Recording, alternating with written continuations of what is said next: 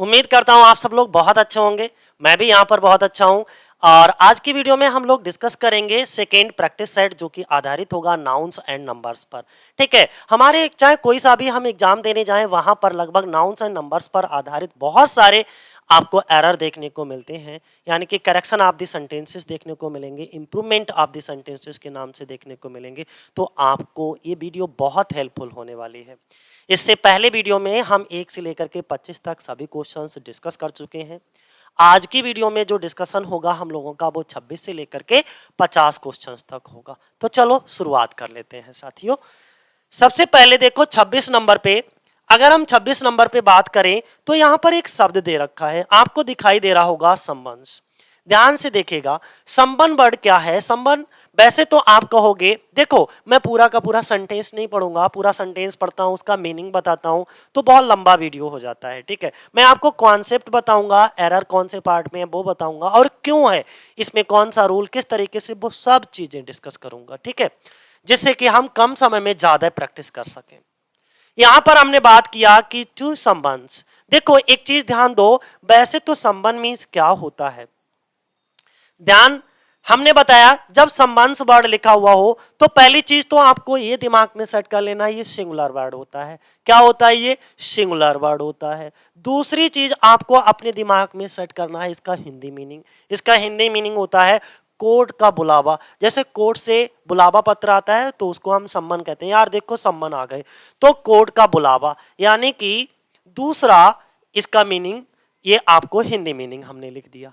अब एक चीज ध्यान दीजिएगा कि इस शब्द के आगे टू वर्ड लिखा है। क्या लिखा है, टू, और टू का मतलब होता है दो। इसका मतलब जब दो संबंध की बात कर रहे हैं तो इस शब्द को भी तो हमें प्लूरल बनाना पड़ेगा। भाई एक संबंध नहीं है, एक संबंध होता, संबंध संबंध शब्द ही नहीं होता। अगर आप ये सोचो सर खाली संबंध कर दें तो संबंध वर्ड नहीं होता दोस्तों, दोस्त ये नहीं होता। इसका मतलब बुलावा नहीं होता, कोर्ट का बुलावा नहीं होता। इसमें जब तक आप यस नहीं लगाओगे तब तक ये संबंध ही होता है, ये सिंगुलर होता है। अगर आपको इसका प्लूरल बनाना है ना तो इसमें बेटा ईएस आपको जोड़ना पड़ेगा।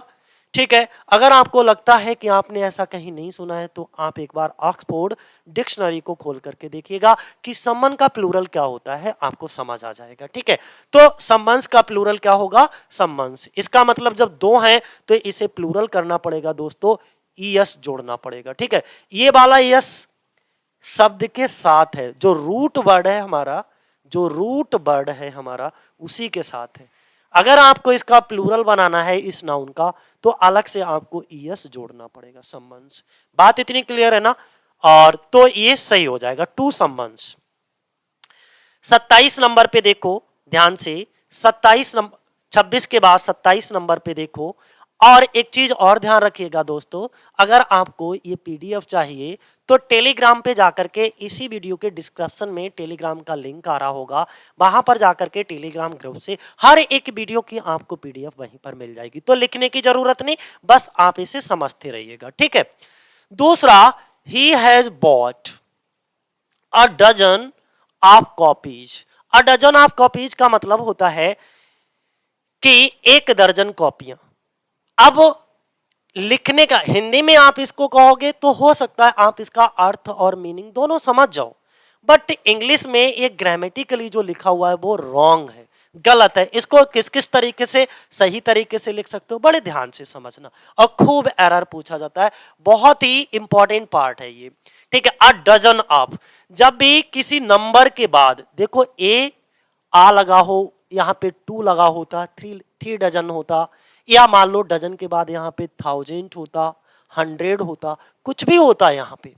तो जब भी कोई ऐसे नंबर लगा हो और नंबर के बाद डजन, 100, 1000 लिखा हो तो उसके बाद कभी भी हम प्रीपोजिशन ऑफ का प्रयोग नहीं करते। पहली चीज, या तो आप इसको ऐसे लिखिए अ डजन ऑफ कॉपीज, बिल्कुल सही है। ठीक है, अगर आप इसको ऐसे नहीं लिखना चाहते, आपका मन कर रहा है सर हम अ डजन ऑफ कॉपीज से नहीं लिखना चाहते, हम इसी को प्लूरल बनाना चाहते हैं, बना सकते हो।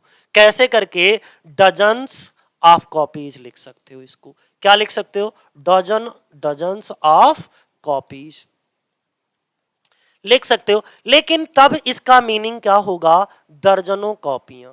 क्या होगा इसका हिंदी मीनिंग? दर्जनों कॉपियां। ठीक है, तब इसका हिंदी मीनिंग होगा दर्जनों कॉपियां। और अभी अ डजन ऑफ, अगर हम इसे कहें a dozen of, sorry of तो लगता ही नहीं, अ डजन ऑफ कॉपीज लिखो। अ डजन ऑफ कॉपीज अगर हम लिखें तो इसका मतलब होता है एक दर्जन कॉपी, एक दर्जन कॉपी। ठीक है, तो इतनी बात हमको समझ में आ गई। कभी भी डजन नंबर यानी कि a dozen of, a hundred of इस तरीके से लिखा हो तो ये कभी भी सिंगुलर नहीं होगा। ठीक है, आप हमेशा ध्यान रखना। तो अ डजन ऑफ कॉपीज या डजन्स ऑफ कॉपीज का प्रयोग आप कर सकते हो। ठीक है, अ डजन, टू डजन या अ हंड्रेड, 200, इनके बाद कभी भी ऑफ का प्रयोग नहीं होगा। अगर आपको इन्हीं को प्लूरल बनाना है तो आप इस तरीके से प्लूरल बना सकते हो, hundreds of copies, dozens of copies, thousands of copies. ठीक है, इस तरीके से आप इसका प्लूरल बना भी सकते हो। सीधा सीधा कॉन्सेप्ट बिल्कुल ध्यान से समझ लेना, ये दो ही कॉन्सेप्ट आपको, क्योंकि और वैसे अगर कुछ भूल जाओ ना, सब कुछ भूल जाओ तो ध्यान रखना हंड्रेड इस तरीके से कोई नंबर फिर डजन, हंड्रेड, थाउजेंड लिखा हो तो उसके बाद ऑफ का प्रयोग नहीं होगा, ऐसे याद कर लो। 28 नंबर पे दी हमारा डिटर्मिनर हो गया। ठीक है, ब्यूटीफुल क्या हो गया हमारा? एडजेक्टिव हो गया भाई साहब। इसके बाद सराउंडिंग वर्ड आया है, मैं थोड़ा सा इसे क्लियर कर दूं।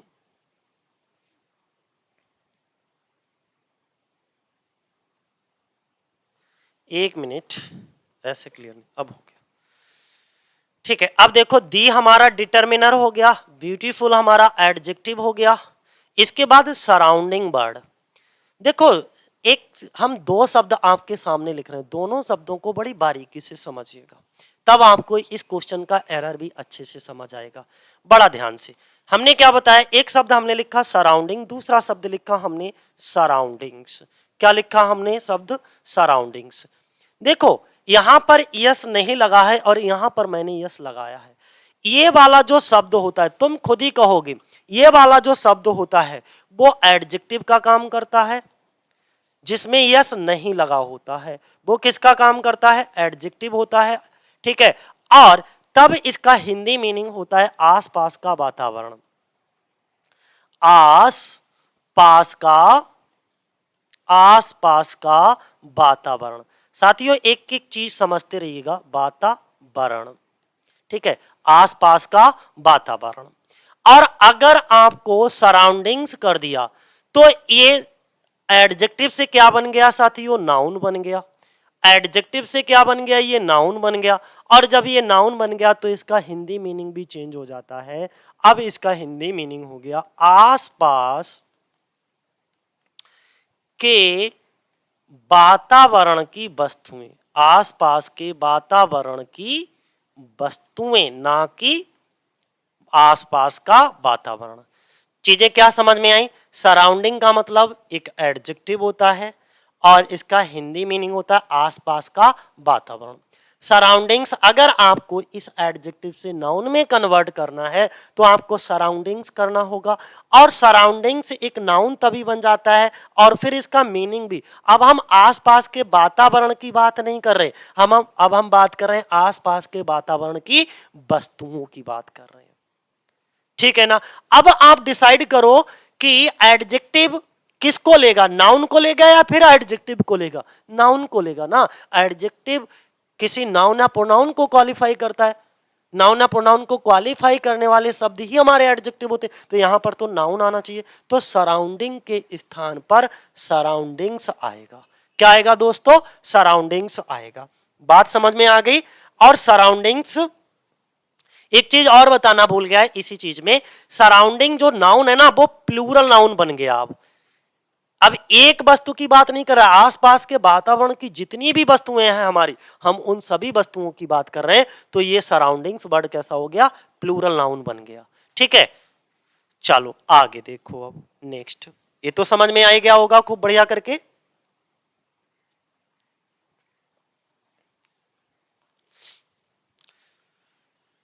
किसी जगह के चारों तरफ आसपास की सारी वस्तुओं के लिए करते हैं, ठीक है। चलो भैया, अच्छा देखो, देखते ही अगर आप प्रैक्टिस कर रहे हो और आप तैयारी कर रहे हो किसी भी कंपटीशन, देखो इंग्लिश में सबका एक जैसा ही होता है, कहीं कोई डिफरेंट नहीं होता, चाहे आप CEUT की तैयारी करो, TGT PGT, या आप SSC बैंक, किसी की भी तैयारी करो यार, इंग्लिश का सिलेबस लगभग लगभग सबका सेम है, ठीक है, सब में वही पढ़ना है। आगे तो हमने क्या बताया, जो सीनरी वर्ड है, ठीक है, तो इस एक अनकाउंटेबल नाउन होता है। सीनरी वर्ड कैसा होता है, अनकाउंटेबल नाउन होता है, और अनकाउंटेबल नाउन को हम प्लूरल नहीं बना सकते ऐसे यस लगा करके, तो सीनरीज के स्थान पर क्या होगा, सीनरी, SCENERY, सीनरी, सॉरी,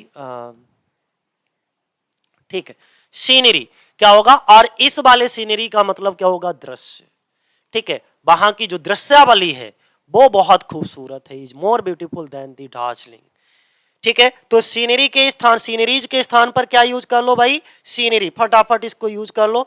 और इसके बाद 30 नंबर पे हिज मीन्स, हिज मीन्स, उसका, मीन्स का मतलब यहां पर साधन होगा, आय के साधन। अब जब आय के साधन के रूप में मीन्स का प्रयोग हो तो मीन्स प्लूरल ही होता है, ठीक है, और ये पहले से ही प्लूरल है, तो इसका मतलब इस पार्ट में कोई एरर नहीं है, यानी कि नाउन प्लूरल तो इसके साथ वर्ब भी पहले से प्लूरल लगी है। Very limited yet he does not curtail, curtail का मतलब होता है कटौती करना, जबकि उसकी आय बहुत कम है फिर भी वह अपने खर्चों में कोई कटौती नहीं करता है ना, बहुत शानदार जिंदगी जीता है। तो यहां पर मीन्स का मतलब क्या है, आय के साधन, ठीक है, जब आय के साधनों के रूप में यूज हो मीन तो ये प्लूरल होता है, और तब इसके साथ वर्ब भी प्लूरल आती है, कोई एरर नहीं। आगे बढ़ो, 31 नंबर पे देखिएगा, 31 नंबर पे देखिएगा, हमने आपको यूज कराया है the usages of fine quality of shampoo, ठीक है, ही यूजेज वो प्रयोग करता है, सब्जेक्ट सिंगुलर है तो वर्ब इसके साथ सिंगुलर लगी हुई है, यस या ईएस वाली, कोई डाउट नहीं, बिल्कुल सही है। आ इसके लिए आया है, अपने नाउन के लिए, बिल्कुल सही है।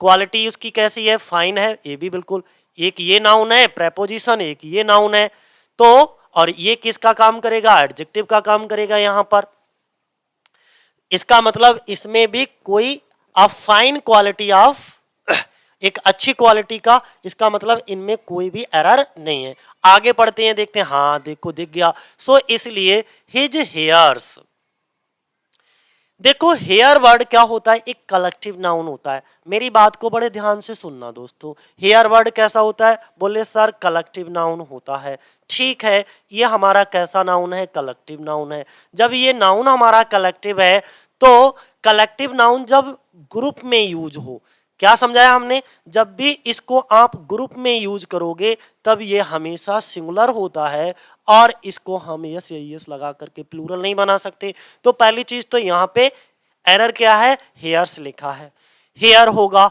और जब ये हेयर होगा कलेक्टिव नाउन है तो इसके साथ वर्ब भी सिंगुलर आएगी, यानी कि यहाँ पे क्या हो जाएगा, इज हो जाएगा। दूसरी चीज, बोले सर हेयर का हेयर्स भी हो सकता है, बिल्कुल हो सकता है, इसका प्लूरल भी बन जाता है। कब बनता है, मैंने कहा जब कलेक्टिवली कलेक्टिव नाउन का यूज हो, ग्रुप में यूज हो, तब ये सिंगुलर होता है, लेकिन सेपरेटली इंडिविजुअली अगर आप सेपरेट करके उसको यूज करते हो तब ये प्लूरल हो जाएगा। जैसे मैं आपको कहूं इस तरीके से कि मेरे बालों, मेरे सर के सभी बाल जो हैं वो ब्लैक हैं, ऑल हेयर इज ब्लैक कहेंगे ऐसी कंडीशन में, क्योंकि यहां पर हेयर को हमने कलेक्टिव नाउन की तरह यूज किया। लेकिन एक व्यक्ति आया और बोला अरे सर आपके सिर के बाल, दो बाल सफेद हो गए, दो बाल सफेद हो गए, आप समझिएगा, अब सभी बालों में से उसने चुनाव कर लिया दो बालों का, टू हेयर्स, तो ऐसी कंडीशन में आप टू हेयर्स का प्रयोग कर सकते हो, ठीक है। और जब ये ऐसी कंडीशन में आप टू हेयर्स कर सकते हो तो इसका बाद जो हेल्पिंग वर्ब या वर्ब लाओगे वो भी प्लूरल फॉर्म में लाओगे, ठीक है ना। इतनी बात हमको समझ में आ गई कि हेयर वर्ड सिंगुलर और प्लूरल दोनों में यूज हो जाएगा। अगर आपको ऐसे समझ ना आए तो मैं इसका एक बढ़िया सा एग्जाम्पल देता हूं, ठीक है, मैं इसे क्लियर करता हूं एक बढ़िया सा पहले एग्जाम्पल समझो। हमने कहा his hair, his hair is black, his hair is black. और फिर मैंने एक वाक्य और लिखा कि टू हेयर्स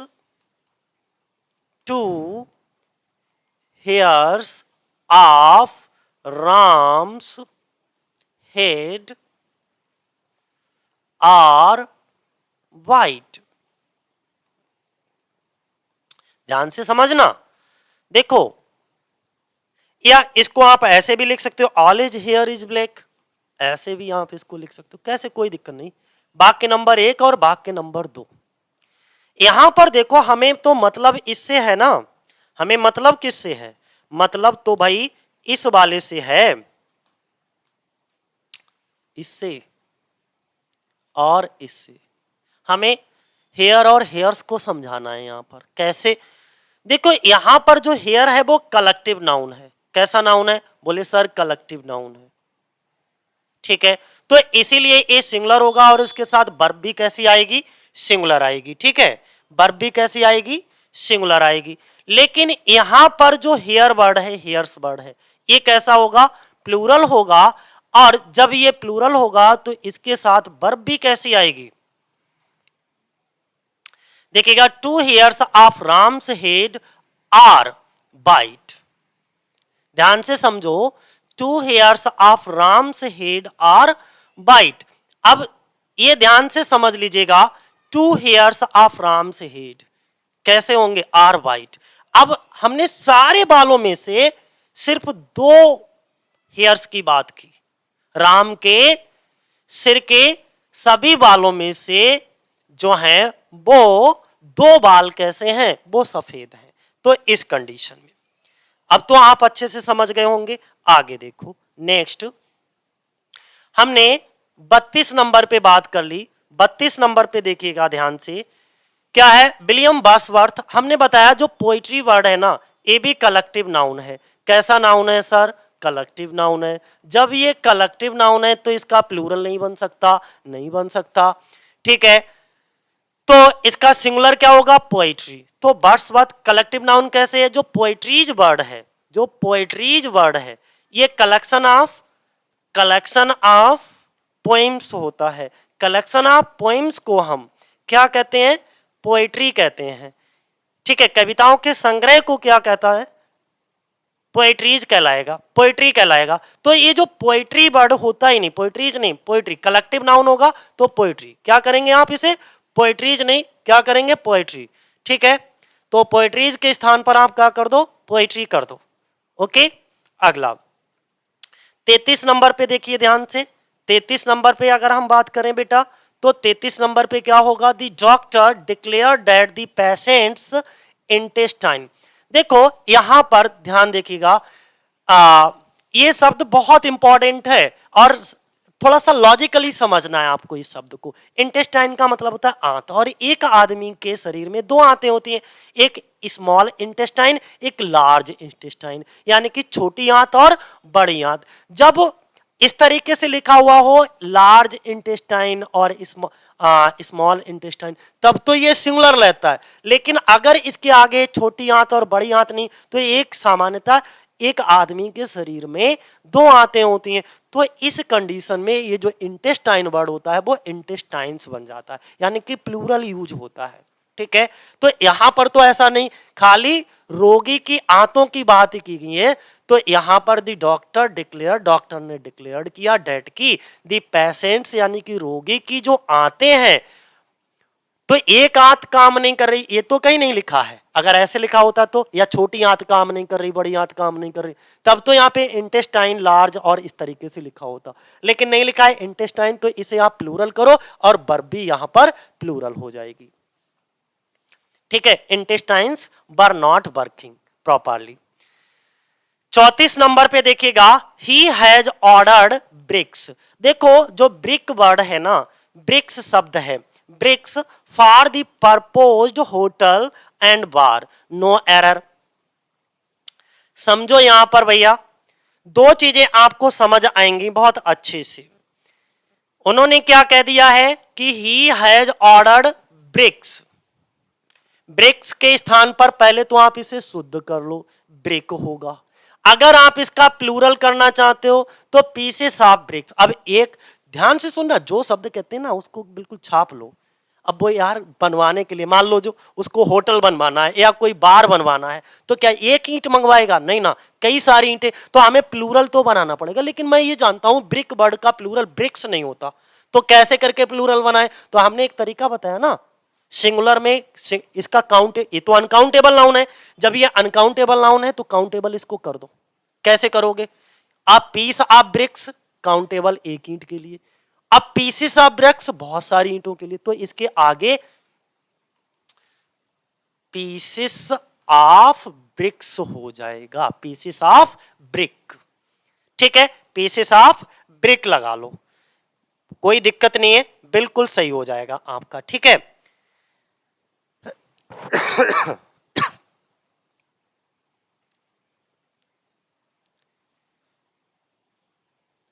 ठीक है, चलो अगला, नेक्स्ट जाओ। अगला अच्छा यहीं पे समझा देते हैं 35 number. When you see his of spring, देखो ये शब्द कहीं पर भी ऑफ स्प्रिंग, कुछ देखो लिमिटेड वर्ड ही होते हैं जहां से एग्जाम में उठता है। यकीन मानो जो 4-5 वीडियोस हमने प्रैक्टिस साइट पे दी है ना उनकी बस उतनी बना जाना, कोई सा भी एग्जाम देने जाओ यार छूटना नहीं है। यही लिमिटेड गिने चुने शब्दों को उठा करके हर एग्जाम में पूछा जाता है। ठीक है, आप जहां से क्वेश्चन पूछा जाता है ना, मैं वही सिलेक्टेड पढ़ा रहा हूं, वैसे तो बहुत कुछ पढ़ाने को है, लेकिन आपको वो पढ़ना है जो आपका सिलेक्शन कराए, जो आपको बेहतर तरीके से नॉलेज दे। ठीक है, आगे ऑफ स्प्रिंग्स नहीं होगा, ऑफ स्प्रिंग होगा। क्या होगा भैया? ऑफ स्प्रिंग होगा। ठीक है, ऑफ स्प्रिंग का मतलब होता है संतान। क्या होता है? संतान, औलाद। तो ये संतान, ऑफ स्प्रिंग्स नहीं होता, इसका प्लूरल ऐसे नहीं। हाँ, ये हमेशा सिंगुलर में यूज होता है, बल्कि इसके आगे आप संख्या लगा सकते हो। फर्स्ट ऑफ स्प्रिंग पहला बच्चा, सेकेंड ऑफ स्प्रिंग दूसरा बच्चा। ठीक है, लेकिन ऑफ स्प्रिंग्स नहीं कर सकते, ऑफ स्प्रिंग ही होगा। ठीक है, इतनी बात हमको समझ में आ गई, मुझे लगता है कोई दिक्कत नहीं होगी, क्योंकि जो ऑफ स्प्रिंग वर्ड होता है, एक चीज और समझिएगा, क्योंकि जो ऑफ स्प्रिंग वर्ड होता है वो सिंगुलर और प्लूरल दोनों में ऐसे यूज होता है। सिंगुलर और प्लूरल दोनों में ऑफ स्प्रिंग ही यूज होता है, ऑफ स्प्रिंग्स नहीं। ठीक है, तो ऑफ स्प्रिंग यूज करिएगा, चाहे सिंगुलर हो चाहे प्लूरल, ऑफ स्प्रिंग्स नहीं कर सकते। चलो अब आगे देख लो। 35 के बाद 36 नंबर पे, 36 नंबर का क्या है? Please convey my best regard. देखो रिगार्ड शब्द ना, रिगार्ड का मतलब होता है कामना, रिगार्ड का मतलब मेरे दोस्त होता है कामना, बट यहां पर बेस्ट रिगार्ड कामना का सेंस ही नहीं आ रहा, सेंस आ रहा है शुभकामना का, कि उसने अपनी बेस्ट शुभकामनाएं दी, तो रिगार्ड्स करना पड़ेगा। क्या करना पड़ेगा? रिगार्ड के स्थान पर रिगार्ड्स। रिगार्ड का मतलब होता है कामना, रिगार्ड्स का मतलब होता है शुभकामनाएं, तो उसने अपनी शुभकामनाएं भेजी। क्या होता है? शुभकामनाएं। ध्यान दीजिएगा, रिगार्ड्स का मतलब शुभकामनाएं। ठीक है, तो यहां पे बेस्ट रिगार्ड्स कर लो मेरे दोस्त। और 37 नंबर पे देखिएगा, दी प्रीटी वुमेन, यहां पे ये डिटर्मिनर है आपका, प्रीटी एडजेक्टिव हो गया, वुमेन आपका क्या हो गया? नाउन हो गया। सिटिंग इन दी, ये जो सिटिंग है वो क्या हो गया आपका? जेरेंड का काम करेगा। In the car, the pretty women sitting in the car, बल्कि बैठी हुई है, तो इसका मतलब यहां पे ये काम करेगा एडजेक्टिव का, एडजेक्टिव फ्रेज का। ठीक है, पार्टिसिपल का काम करेगा, प्रेजेंट पार्टिसिपल, ये भी लिख दें, प्रेजेंट पार्टिसिपल, जो कि एक एडजेक्टिव का काम करता है, वर्बल एडजेक्टिव होता है इसीलिए, क्योंकि वर्ब का भी काम करता है और एडजेक्टिव का भी। इन दी कार, कार में इज है, दी डॉटर ऑफ, पुत्री है, बन ऑफ, देखो एक शब्द आया बन ऑफ दी। हमने कहा जब भी बेटा कहीं पर भी बन ऑफ दी आए, आपके दिमाग में एक क्वेश्चन क्लिक होना चाहिए, बन ऑफ दी के बाद नाउन जो है वो प्लूरल होता है। क्या देखो ये हेडमैन प्लूरल लिखा है? नहीं लिखा है। अगर ये प्लूरल होता तो ए के स्थान पर ई होता, ए के स्थान पर ई होता। खैर हमने अगर ई यहां पर कर देते हैं अकॉर्डिंग टू सेंस, लेकिन तो सेंस बदल जाता है। इस सेंटेंस को कुछ अजब तरीके से लिखा है इन्होंने। यहां पर तो अगर मेरे अनुसार देखें तो दी प्रीटी वुमेन, एक सुंदर महिला जो कार में बैठी हुई है, वो खाली ये होता कि daughter of the headman of the village, यानी कि बनावटी नहीं लगा होता, बनावटी नहीं लगा होता, क्योंकि जो गांव का मुखिया है ना वो एक ही होता है। तो गांव के मुखिया की, इसका हेडमैन का मतलब क्या होता है? गांव का मुखिया या प्रधान, मुखिया या प्रधान। तो गांव का जो मुखिया होगा वो तो एक ही होगा, और बनावटी जो काम करता है वो चुनाव का काम करता है, सिलेक्शन का काम करता है, कई में से एक। जैसे अगर मैं वाक्य को ऐसे लिखूं, ध्यान से समझना, अगर मैं वाक्य को ऐसे लिखूं कि one of the headsman, one of the headsman of these 10 panchayats, one of the हेड्समैन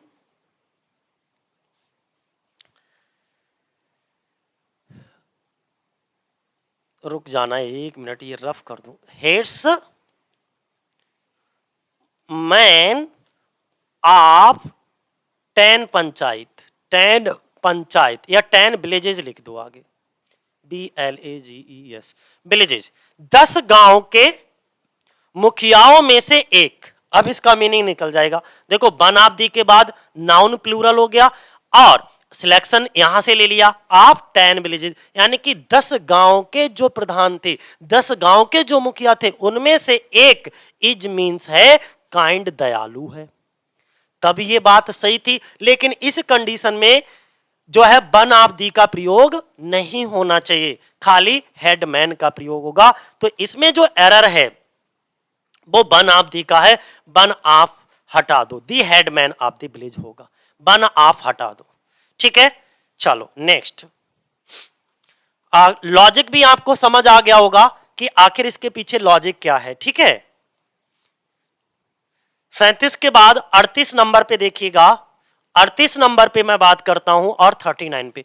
When he returned from America, जब वो अमेरिका से वापस आया, he informed me, उसने मुझे इन्फॉर्म किया, that he had come here, कि वो यहां आया, to do an urgent work। देखो तुरंत जो एरर होता ना आपकी नजरों से बच ही नहीं पाएगा, तुरंत आप पहचान लोगे उसको। मैंने क्या बताया? Urgent work. अब देखो ये यहां पे वर्क शब्द को ले लेते हैं। हमने कहा, आपको समझाया था जब हम थ्योरेटिकल आपको पढ़ा रहे थे ना, रूल्स और रेगुलेशंस इन सबको पढ़ा रहे थे, डिस्कस कर रहे थे ना, तो ये सब चीजें बताई थी हमने कहा वर्क शब्द सिंगुलर और प्लूरल दोनों में होता है, काउंटेबल और अनकाउंटेबल दोनों होते हैं ये। जब ये काउंटेबल होगा तब इसका हिंदी मीनिंग होगा रचनाएं। क्या होगा दोस्तों? मैंने क्या बोला? हिंदी में रचनाएं। लेकिन जब ये अनकाउंटेबल होगा तब इसका मतलब होता है काम या कार्य, काम या कार्य। मैंने क्या बताया बेटा? हमने बताया वर्क शब्द काउंटेबल और अनकाउंटेबल दोनों हो सकता है, बट डिसाइड करना है सेंटेंस को जब आप पढ़ रहे होगे ना, तब आपको डिसाइड करना है यार ये काउंटेबल है या अनकाउंटेबल है। मैंने कहा जब ये काउंटेबल होगा तब इसका हिंदी मीनिंग चेंज हो जाएगा रचनाएं। जब ये अनकाउंटेबल होगा जिसको हम गिन नहीं सकते, तब इसका हिंदी मीनिंग होगा कार्य, काम या कार्य। यहां पे देखो अर्जेंट वर्क, तो यहां पर तो इसका मीनिंग काम आ रहा है, इसका मतलब अनकाउंटेबल है, तो ये सिंगुलर होगा। और जब ये अनकाउंटेबल है तो इसके आगे ए एन का प्रयोग नहीं कर सकते। काउंटेबल नाउन के आगे ए एन का प्रयोग किया जा सकता है, लेकिन अनकाउंटेबल नाउन के आगे ए एन का प्रयोग नहीं किया जा सकता। तो यहां पर ये वर्क अनकाउंटेबल है क्योंकि इसका मीनिंग काम निकल रहा, तो इसके आगे ए एन का प्रयोग होगा। जरा देखो ध्यान से, इसका प्रयोग होगा? नहीं होगा।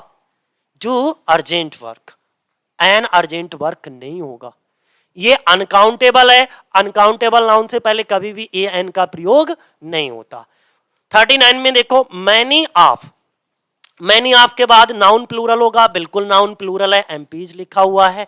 ठीक है, एमपीज शब्द लिखा हुआ है। अब्सेंटेड, अब्सेंट थे, एमपीज के लिए जो है रिफ्लेक्सिव प्रोनाउन आया, देमसेल्फ, बिल्कुल सही है, कहीं कोई दिक्कत नहीं है। फ्रॉम पार्लियामेंट, पार्लियामेंट से भेन। सम इशूज, सम इशूज यानी कि प्लूरल है, of the highest national importance, बर, इशूज के लिए बर का प्रयोग किया गया। कहीं मुझे लगता है इस पूरे सेंटेंस में कहीं कोई एरर नहीं, नो एरर।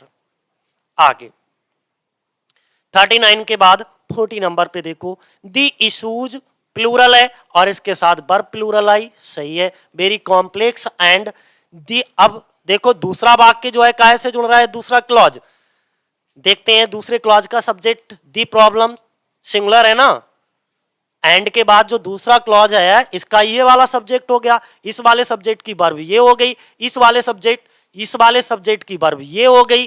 ठीक है, ये वाला क्लॉज यहां पर खत्म, ये वाला नया क्लॉज यहां से चालू हो गया। तो दी प्रॉब्लम ये सिंगुलर है तो इसके साथ वर्ब सिंगुलर, कोई एरर नहीं है। ये यहां पे खत्म हो गया, फिर एक नया क्लॉज चालू हो गया, इसका सब्जेक्ट दे। अब ये दे किसके लिए आया है मुझे ये पता करना है, प्रोनाउन ये किसके लिए आया, ये इशूज के लिए आया है। जब इशूज प्लूरल है तो यहां पर जो प्रोनाउन है ये भी प्लूरल होगा, दे आर, और इसके साथ आर आ गया, दे आर भी ऑब्सक्योर्ड, यानी कि इसमें भी कहीं कोई एरर नहीं, नो एरर। ठीक है, आगे 40 के बाद 41 नंबर पे देखिएगा, 40 के बाद 41 नंबर पे देखिएगा, दीज टाइप्स ऑफ बुक्स नहीं होगा दोस्तों। देखो जब ये प्लूरल है और ए भी प्लूरल है तो इसके बीच में जो टाइप वर्ड लिखा है ए भी नाउन है, क्योंकि ये क्या है, ए भी नाउन है। तो ये तो डिटर्मिनर है आपका, ठीक है, डेमोस्ट्रेटिव प्रोनाउन होता है जिसे हम कहते हैं। तो ये नाउन जब इसके आगे प्लूरल डिटर्मिनर दे रखा है तो ये नाउन भी प्लूरल होना चाहिए। टाइप का क्या हो जाएगा, टाइप्स हो जाएगा, दीज टाइप्स ऑफ, क्या हो जाएगा साथियों, दीज टाइप्स ऑफ हो जाएगा। ठीक है, दीज टाइप्स ऑफ बुक्स, यहां पर ये इतना ही एरर बस दे रखा है। ओके, नेक्स्ट बात करते हैं 42 नंबर पे। 42 नंबर में जो दे रखा है जरा देखो ध्यान से, 41 के बाद 42 पे there are only certain boys. देखो जब भी कभी सर्टेन लिखा हो तो सर्टेन के बाद नाउन प्लूरल होता है। ध्यान से सुनिएगा मैंने क्या लिखा, सर्टेन, सर्टेन वर्ड लिखा और सर्टेन के बाद जो नाउन आता है वो नाउन कैसा आता है, बोले सर प्लूरल आता है। कैसा आता है, प्लूरल आता है। और आ सर्टेन लिखें, आ और प्लस में क्या आ जाए हमारा, सर्टेन आ जाए, आ सर्टेन, और इसके बाद जो नाउन रखा हो तो वो नाउन कैसा हो जाता है, सिंगुलर हो जाता है। देखिएगा दोनों चीजें समझिएगा, अगर खाली सर्टेन लिखा है तो ये नाउन प्लूरल होगा, खाली सर्टेन ही तो लिखा है तो नाउन प्लूरल है, कहीं कोई एरर नहीं। ठीक है, आ सर्टेन नाउन आ लिखा होता और फिर कोई नाउन होता तब इस नाउन को हमें क्या बनाना पड़ता, सिंगुलर बनाना पड़ता। ठीक है, चलो नेक्स्ट 43 नंबर पे देख लीजिएगा। 43 नंबर पे अगर हम बात करें तो 43 नंबर पे क्या है कि I have never seen such a lovely spectacles. देखो शब्द को तुरंत से काउंट कर लिया करो, तुरंत कैच कर लिया करो। स्पेक्टिकल वर्ड जो होता है ना वो क्या होता है, आपका एक नाउन होता है और इसके दो मीनिंग होते हैं। देखो मैंने एक लिखा स्पेक्टिकल, SPECTACLES, स्पेक्टिकल्स, और इस वाले का हिंदी मीनिंग होता है चश्मा, जो कि किस में होता है, प्लूरल में होता है। अगर आप स्पेक्टिकल वर्ड मान लो, अब हम इससे यस हटा दें, खाली स्पेक्टिकल वर्ड लिख लिया मैंने, अब इसका मतलब चेंज हो जाएगा, इसका मतलब हो जाएगा दृश्य। क्या हो जाएगा, सीन, यानी कि दृश्य। अब आप देख लो यार किसका मीनिंग आ रहा, आई हैव नेवर सीन, मैंने कभी नहीं देखा, सच अ लवली स्पेक्टिकल या सच अ लवली सीन, ऐसा दृश्य मैंने कभी नहीं देखा, दृश्य का या ऐसा चश्मा, ऐसा सुंदर चश्मा इन माई लाइफ। तो भाई यहां पर हम किसकी बात करेंगे, दृश्य की बात करेंगे। एक तो यहां पे क्या हो जाएगा, दृश्य हो जाएगा, ठीक है, क्योंकि कोई भी राहगीर है वो घूमने जा रहा है, तो एक तो यहां पर ये हो सकता है कि यस हटा दो, spectacled in my life. Spectacled का मतलब मैंने बता दिया है क्या होता है, दृश्य।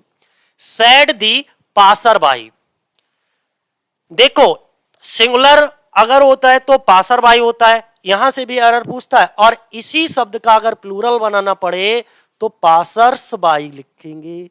ठीक है, ध्यान बनाए रखना, इस वाले शब्द में ये से ये जोड़ते। ओके, नेक्स्ट 44 नंबर पे, I do my best but didn't understand why do not gate expected marks. शब्द आ गया। मार्क के भी दो मीनिंग होते हैं, MARK मार्क्स, और एक शब्द हम लिख रहे हैं मार्क सिर्फ। ठीक है, ये वाला जो मार्क्स शब्द होता है वो इसका मतलब होता है अंक। ठीक है, जो हम परीक्षाओं में अंक, तो इसका मतलब एक्सपेक्टेड मार्क्स, ये बिल्कुल सही है। इस वाले जो सिंगुलर मार्क होता है, इस वाले का मतलब होता है चिन्ह। क्या होता है? चिन्ह। जैसे हमने कहा तुमने यार मेरी कॉपी पर कई सारे मार्क लगा दिए, कई सारे चिन्ह लगा दिए। एक चिन्ह लगाया तो मार्क, और कई सारे लगा दिया तो इसका प्लूरल भी मार्क्स हो जाता है।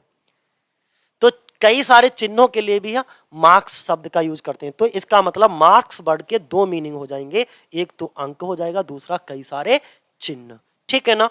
ओके, यहां पर कोई एरर नहीं है, बिल्कुल सही है। ठीक है, नेक्स्ट देखो 44 के बाद 45 नंबर पे, you are among those luckiest रन who attained name and fame not by labour but by chance. क्या कहा? Not by labour but by chance, यानी कि सीधी सीधी सी बात उन्होंने कर ली है यहां पे। ठीक है, अब सीधी बात कैसी कर ली है जरा समझ लीजिएगा। 45 नंबर पे जो मैन के बदले, पहली चीज तो ये देखो कि इसमें 45 में कहीं पर भी बनावधि का प्रयोग हुआ है। You are amongst those who luckiest रन who attain name and fame not by labour but by chance. ठीक है,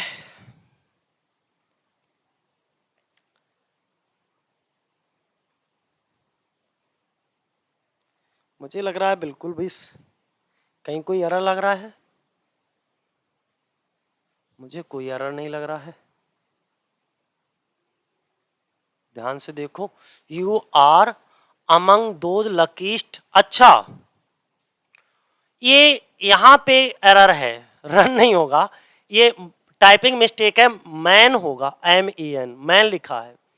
लकी मैन होगा ना कि रन होगा, लकी मैन। तो लकी का सुपरलेटिव डिग्री है, और इस सुपरलेटिव डिग्री से पहले ये तो एडजेक्टिव का काम कर रहा है। जब ये एडजेक्टिव का काम कर रहा है और ये मैन आपका क्या है? नाउन है। अब इससे पहले ये देख लो डिटर्मिनर, जब ये प्लूरल है तो ये भी तो प्लूरल होना चाहिए। ये रन नहीं होगा, मैन होगा, MEN हो जाएगा। यहां पे क्या हो जाएगा दोस्तों? Man.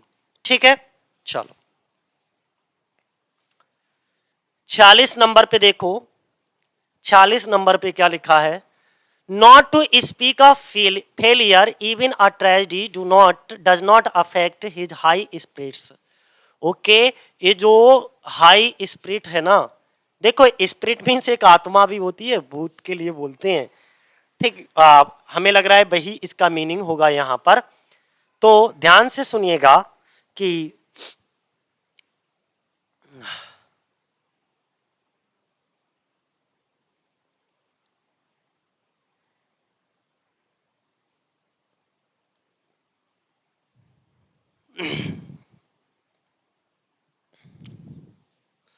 Not of speak of failure.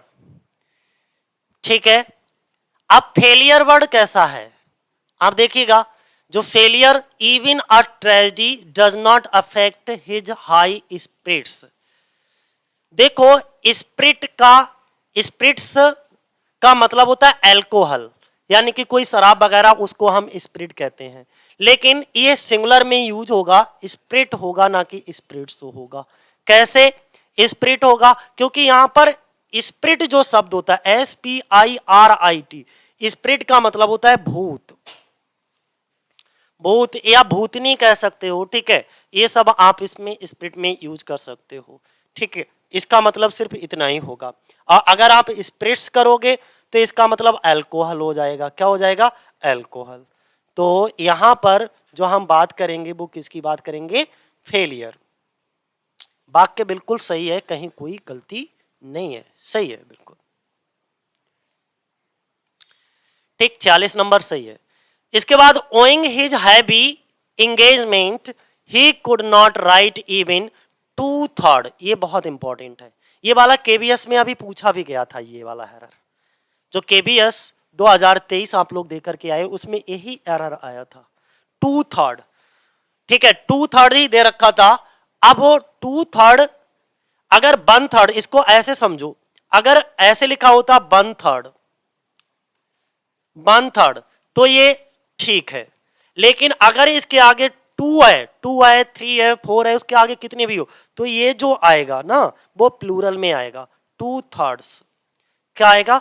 2/3। अगर 1/3 लिखा है बिल्कुल सही, 1/3, ठीक है, 1/3। लेकिन 2/3 की अगर हम बात करेंगे तो ये क्या होगा, ये आपका जो थर्ड्स हो जाएगा, क्या हो जाएगा? थर्ड्स, 2/3। और यहां पे क्या लिखा है देखो, 2/3 लिखा है खाली, तो 2/3 कर लो, ठीक है। आगे 47 के बाद 48 नंबर देख लो। I know nothing about his whereabouts, ठीक है, कंपाउंड कंजक्शन है ये, whereabouts. I know nothing about his whereabouts, okay, do you? I said, he said to me. देखो कहीं कोई एरर है?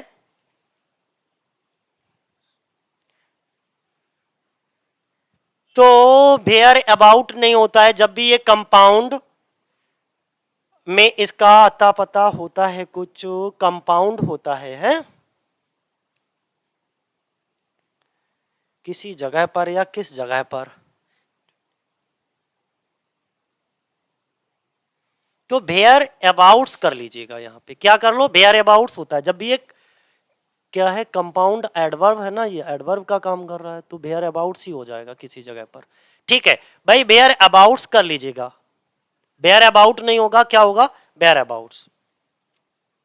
49 नंबर देख लीजिएगा। Now I have come to know why he always remains at loggers head. देखो, ठीक है, और इसके बाद मदर इन लॉ, दो शब्द हमने आपके सामने जो है अंडरलाइन किए हैं। तो एट लॉगर्स हेड होता है या लॉगर हेड्स होता है। देखो जब भी लिखा हो एट लॉगर्स हेड ऐसे करके, HEAD हेड, तो ध्यान बनाए रखिएगा कि बाद वाले शब्द के साथ हम यस लगाते हैं, एट लॉगर के साथ नहीं लगाते दोस्तों। लॉगर हेड्स होता है, लॉगर हेड्स लिखा जाता है। क्या लिखा जाता है दोस्तों? लॉगर हेड्स, ना कि लॉगर्स हेड, ठीक है, लॉगर हेड्स, तो हेड के साथ यस लगाइएगा, बाकी सही है। अगला नेक्स्ट, और मुझे लगता है लास्ट क्वेश्चन है ये आज की वीडियो का। 50 नंबर पे देखिएगा अच्छे से, 50 नंबर पे देख लीजिएगा कि कुछ है, you will not be allowed, तुमको अनुमति नहीं दी जाएगी टू गो, जाने की, एनी वेयर एल्स, कहीं पर भी, टू प्ले आउटडोर गेम्स, कहीं कोई एरर नहीं, नो एरर, ठीक है दोस्तों। तो ये थी आज की वीडियो, आज का प्रैक्टिस सेट था, प्रैक्टिस सेशन था। कल से आपका चालू होगा प्रोनाउन, ठीक है। तो आज के लिए इतना ही। जय हिंद, जय भारत साथियों।